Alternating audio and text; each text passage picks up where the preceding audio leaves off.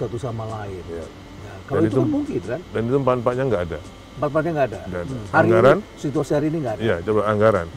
Pembangunan IKN ini tidak hanya dari APBN, tapi juga dari KPBU, juga dari investasi murni swasta. Ini sekarang sudah ada semua. Oke. Besok siang kami akan menandatangani PKS yang untuk swasta yang baru, ada 4 atau 5. Ya, tapi bahkan lokal atau internasional? Internasional. Atau ada internasional. Internasional Jadi sudah ada, mulai akan masuk. oh ya, Ya. KPBU itu ada internasional dari Malaysia dan dari China. Oke. Ya. Jadi untuk tahun 2025 ini kami APBN-nya, kalau yang APBN dari 2025 sampai 2029 totalnya 48,8 sudah diketahui, baik itu sudah disetujui. Dari KPBU ada 132 triliun Ya. yang sedang diproses, baik dari hunian, jalan, MUT, properti lainnya. Kemudian untuk swasta ada sekitar 6,3 triliun. Itu untuk hotel, untuk food and beverage, ada semua. Ya. Jadi saya kira untuk dari tahun 2025 sampai 2029 kami total butuhnya sekitar 205 triliun. APBN 48,8, KPBU 132, kemudian yang investasi sekitar 25 dan loan. Itu real ya?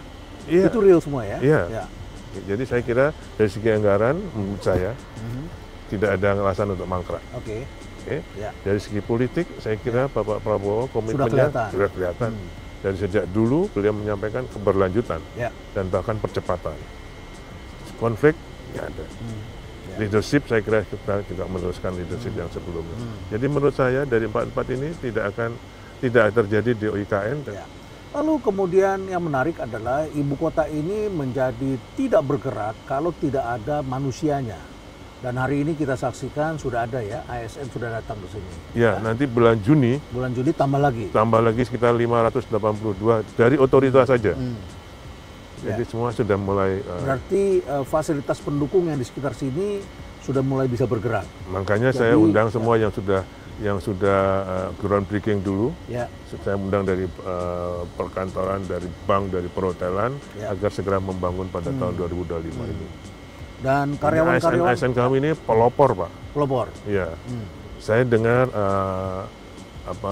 podcast Profesor Rena Kasali dengan Kang Ep. Kang Ep ya, Ep Saifullah Patah. Ada 2 konsep pemindahan. Menunggu dulu komplit, tuntas, baru pindah, atau basic infrastruktur disiapkan, siap pindah. Sudah harus ada orang di sini. Ya. Ini yang kedua ini, berarti saya begitu mendengar, aduh alhamdulillah. Cocok. Berarti saya cocok. Padahal kita nggak komunikasi. Jadi saya kira, saya sampaikan pada teman-teman kemarin Rapim, ini pendapatnya Profesor Rena Kasali, bagaimana konsep orang pindah. Kalau Pak Jokowi dulu menyampaikan, pindah rumah aja ribet, apalagi pindah ibu kota. Ada kehidupan, sama kayak rumah, kalau kita tinggalkan kalau cepat rusak. Rayap yang datang. Rayap yang datang. Tapi kalau rumah itu sudah ada orang yang tinggal, pasti ada yang merawat. Ada kehidupan, ada kehangatan. Dari house menjadi home. Sekarang kami, belum ada sebulan, kami sudah bisa lihat detail-detail yang harus saya kerjakan. Penyedia jasa ini kalau nggak didetailkan juga kadang tidak terkoordinir. Sekarang kami bisa melihat detail-detailnya, mana-mana yang harus dikerjakan segera dan dengan ketertiban dan keselamatan. Sepi, dingin, bisa menjadi hangat. Karena ada manusianya. Oh ya, ada semua. Ada lain semuanya ada. Artinya sudah sebagai tempat wisata ini juga memungkinkan ya. Sudah berdatangan. Sebentar lagi ada rumah makan sederhana. Karena marketnya sudah ada, saya kira, orangnya sudah ada. Sebentar lagi kalau mereka datang bersama keluarga, tinggal bersama keluarga, perlu sekolah, perlu ada. Sekolah sedang mungkin Juni ini selesai.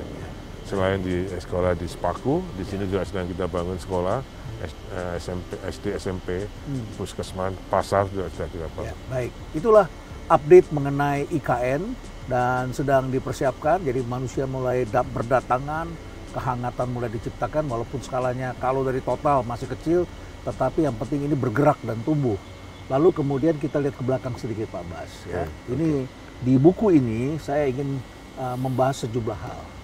Sebetulnya apa kiat bisa membangun dengan cepat itu? Ini kan bertahun-tahun ini sejak Dendles membangun Anyer Panarukan, kita itu kemudian menjadi negara yang pertama membuat jalan tol di ASEAN. Saya ingat ketika saya masih kuliah itu kita coba jalan Jagorawi. Pertama kali, wah enak sih ya Jalan Jagorawi. Tapi setelah itu kita berhenti.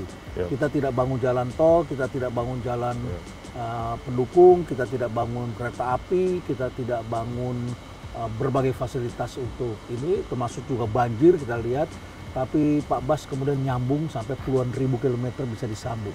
Apa sebetulnya kiatnya? Ini kan banyak kementerian yang perlu juga mempunyai standar seperti itu. Saya kira ada beberapa hal dalam manajemen konstruksi. Ya.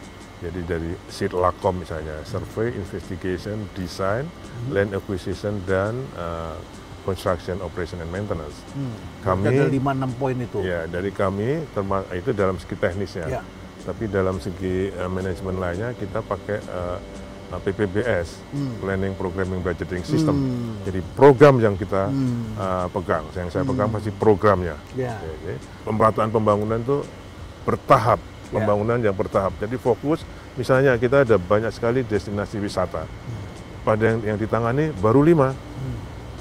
Danau Toba, Borobudur, Mandalika, Labuan Bajo, dan Likupang, Manado. Tapi selesai. Ya, bukan berarti yang lainnya ditinggalkan. Ya. Tahun berikutnya lainnya jadi semua harus fokus. Jadi jangan sampai anggaran besar dibagi pada 20 proyek, 100 proyek nggak selesai. Nggak selesai. 5 dulu selesaikan. Ya. Jadi Ya.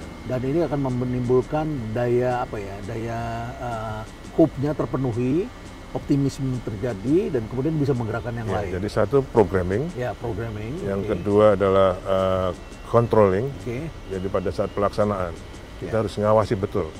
Dulu kiatnya kalau Pak Presiden datang 1 kali ke tempat pekerjaan, saya harus 2 kali. Jadi kita tetap detail betul, kita awasi betul. Jadi ada orang program tapi juga ada kuasai, harus melihat di lapangan. Oh iya. Kuasai.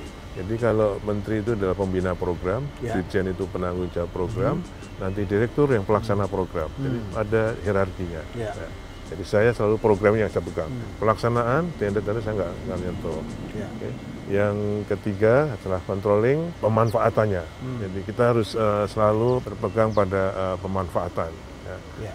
Project atau program itu semua penting tapi urgen nggak? Yang penting itu sekarang penting nggak? Kalau sudah iya, seberapa besar? Antara urgency dan priority tadi. Iya, jadi seberapa besar dia? Jangan sampai yang butuhnya 5 kita bikin 10. Jadi harus pas betul. Harus pas ya. Ya. Apakah ini semua ada hubungannya dengan latar belakang Anda, Pak Basuki? Anda pernah mengatakan I was born for disaster. Iya, for disaster. For Jadi disaster. semua selama saya berkarir di Kementerian PUPR, alhamdulillah setiap ada bencana saya pasti dikirim. Jadi pertama yang besar-besar misalnya. Yang pertama itu dulu Papua yang kelaparan di Yaukimo. Yaukimo. Saya dikirim ke sana. Ya.